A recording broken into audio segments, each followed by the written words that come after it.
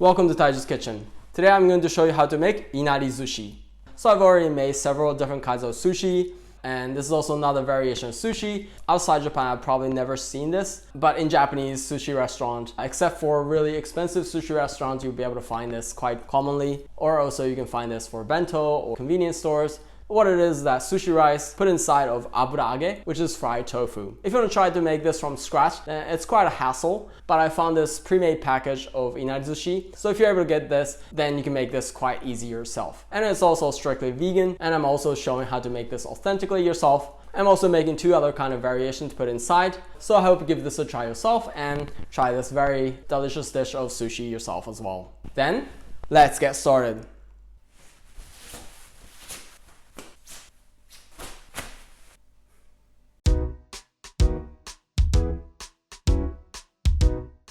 Here are the ingredients for Inari-ZUSHI and two other variations. So this is a package of the Inari-ZUSHI. For those who might be learning Japanese, this na is not the same as what you may know. This is the old character for na. It came from this kanji character and turned into current na. And pretty much in any Asian supermarket I was able to find these, so if you want to make Inari-ZUSHI quickly, you can use these. And if you want to make it authentically, this is aburaage. What it is fried tofu. In some big Asian supermarket you may be able to find this, but if you're not able to find it, then you can just use this. And of course, Japanese sticky rice. And then for the seasoning for the Inari-ZUSHI, I have soy sauce, sugar. And then for the seasoning for the sushi rice, I have here rice wine vinegar. If you don't have rice wine vinegar, you can use either apple vinegar or white wine vinegar. And then also sugar and salt. And as for the variation to mix into Inari-ZUSHI, I have roasted sesame seeds. And also here I have Takuan. This is Japanese style pickled daikon radish. Now let's get into it. So that's the first thing, let's rinse the rice. If you don't know more about how to cook Japanese rice properly, please watch my other video on that. But today I'm just going to show you very quickly how to do this. So in a pot, I'm going to put in 1 cup of rice. And here I'm going to put some water. And you're just going to mix it like this with your hands. Just about 10 to 20 times or so. And add some water. And then use a colander. Then we'll put the rice back in the pot. And then we're going to mix it with hands like this and rub the rice grains against each other. And then put some water again. And then we're gonna leave it like this for about a minute or so and let the water drain. So after about a minute, so the water is drained, get rid of this water, and then put this back in the pot. And then here for the sushi rice, I'm gonna put 1-to-1 ratio of water to rice.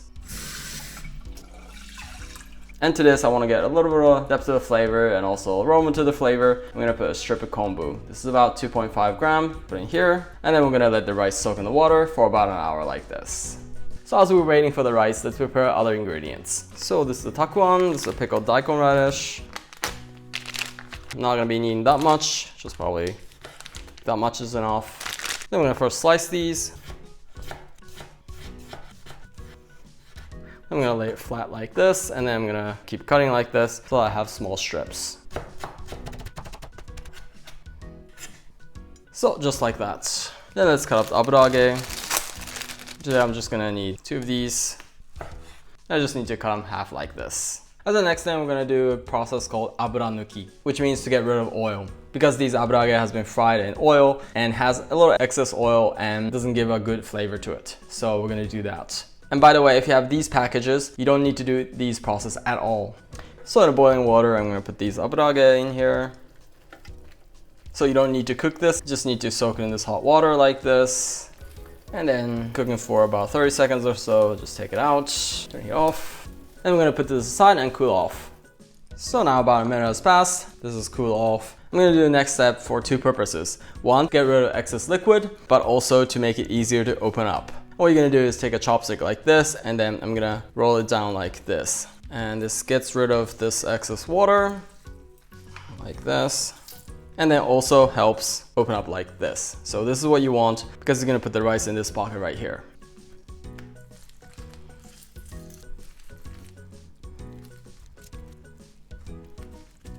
So just like that. Now we're gonna cook these aburaage in marinade sauce. So in a small pot, half a cup of water, 1.5 teaspoon of sugar, then 1 teaspoon of soy sauce. Then I'm going to put these aburaage in here. Then I'm going to turn the heat to high and bring this to boil. So once this has come to a boil, I'm going to turn the heat to low and then cook like this in low heat. Even when you're mixing like this, make sure you don't poke a hole in the aburaage. Then we're going to cook like this in low heat for 10 minutes or so.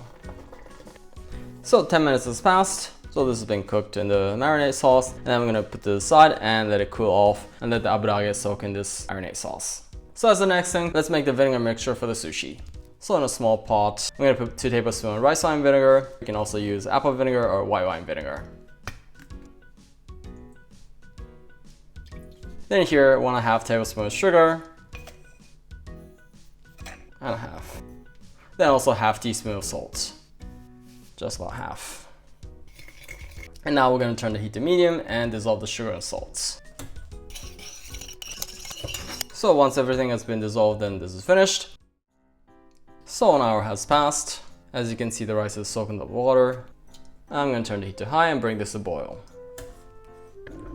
So once this comes to a boil, I'm going to give it a little mix right here. And then turn the heat to simmer. And cook like this and simmer for 10 minutes. So 10 minutes has passed, then let's turn the heat off, and we're gonna keep the lid on and let it steam on its own heat for another 10 minutes. So 10 minutes has passed, then this is finished. Get the Kombu Kelp out of it, and then mix this like this. So then let's mix the rice with the vinegar mixture. So to do that, I'm gonna use a wooden bowl like this called handai. Nowadays you can find this quite easily on the internet, but if you don't have it, you can use just a regular bowl. But this is a merit of soaking the water from the rice so that it doesn't get too watery. But to put the rice directly to this when it's dry, the rice is gonna stick to the surface pretty badly. So I'm gonna wet it just a little bit. So just like that, and then to leave it, this will be too wet. I'm gonna dry it with a hand towel, like this. Then this handai is ready. To make sushi rice, I have a more detailed video on it. If you don't know more in detail, then please watch my other video on that. Then I'm gonna put the rice in here. Then before it gets cold, I'm gonna put the vinegar mixture in it. Just half of it first. And then we're gonna mix it like this. Try not to smush the rice grains. And as I do that, I'm gonna use a fan like this, and then fan from the side like this so that gets cooled at the same time.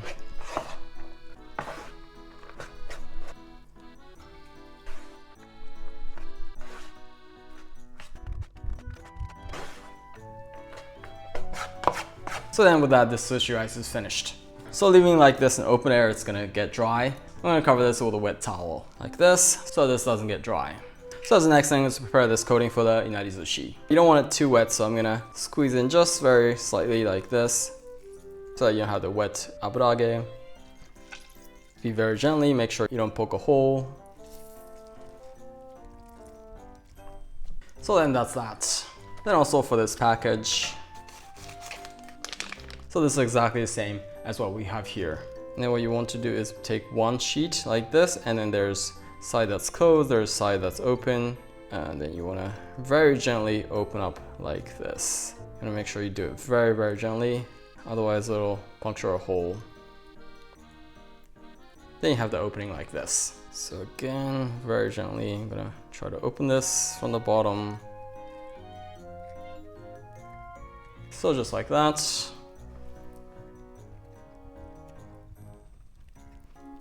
Then this is also finished. So as the next thing to the sushi rice, I'm gonna mix in the sesame seeds and also takuan and make the variation of the Inari-ZUSHI. So I'm just gonna take in a little bit of rice and just mix this in right here. It's really a preference thing how much you wanna mix it in. And also here, and also probably just half of this. So just like that. So then we're finally ready to put everything together. So in order to work with the rice, I want to make so-called temizu, which is the water to put on your hands so that the rice doesn't stick to your hands. Plain water is to kind of make it watery, so for half a cup of rice, I'm going to put about half a teaspoon of vinegar. Then this is ready. So in order to put in here and then put the temizu on your hands, what you want to do is kind of make a like a tawara onigiri like this. And then you want to put this in here like this.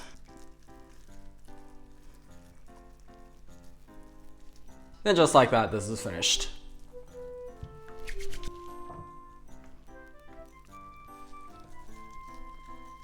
just like that.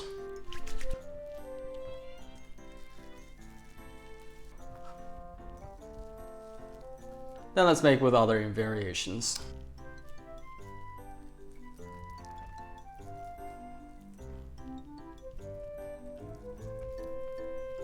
And then also with pickled daikon radish.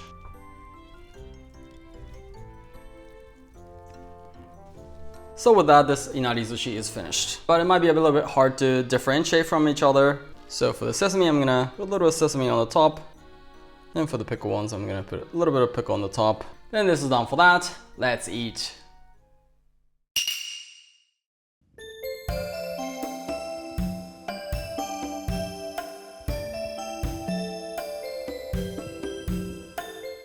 Oh, this looks totally delicious. Now let's eat. Itadakimasu. Okay, let's start with the regular Inari Sushi. Itadakimasu.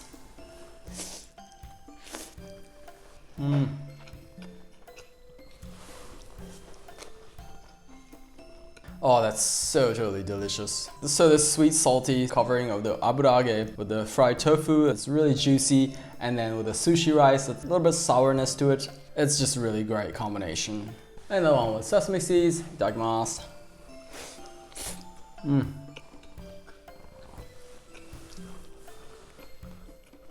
Also very delicious with a little bit of smokiness of the roasted sesame seeds. Adds another layer to the flavor. Also really good. Then with the pickled daikon radish. Itadakimasu.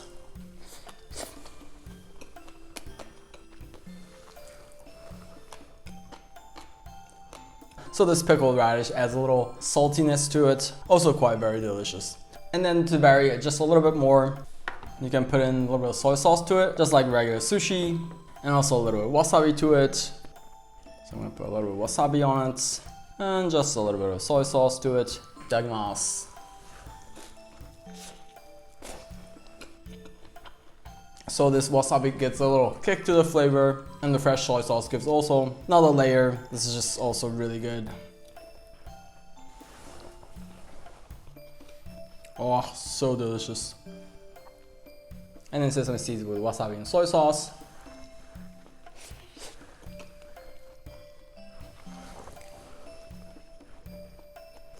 So I'm not quite sure if wasabi go well with a pickle. Let's give it a try. I think the pickle ones is better without the wasabi. Oh, that was so totally delicious. Gochousousama. Oh, that was so totally savory. So as you saw, making this Inari Sushi is probably not the easiest variation of sushi to make, but if you've already done several kind of sushi and just kind of trying to find something new, then I think this is definitely for you to try it out. And also this is strictly vegan, and so if you're vegan or if you're inviting your vegan friends, this may also be an interesting variation to try out. And today I made two variations of flavor with sesame seeds and also with pickled radish, but you can also be very creative with what to put inside, like the sushi ginger that comes with it. You can cut it up and put it inside as well, or edamame or avocado, whatever you think might match sushi, then you can also try to just mix it inside. So I hope this video gave you some new ideas what to cook for Japanese food. If you did enjoy my video, I'd love it if you hit the like button for me. And if you have any questions or requests or any feedback, I'd love it if you could write anything in the comments below. And if you want to see more of these videos or support me, please subscribe. Otherwise, I look forward to see you in the next video. Bye.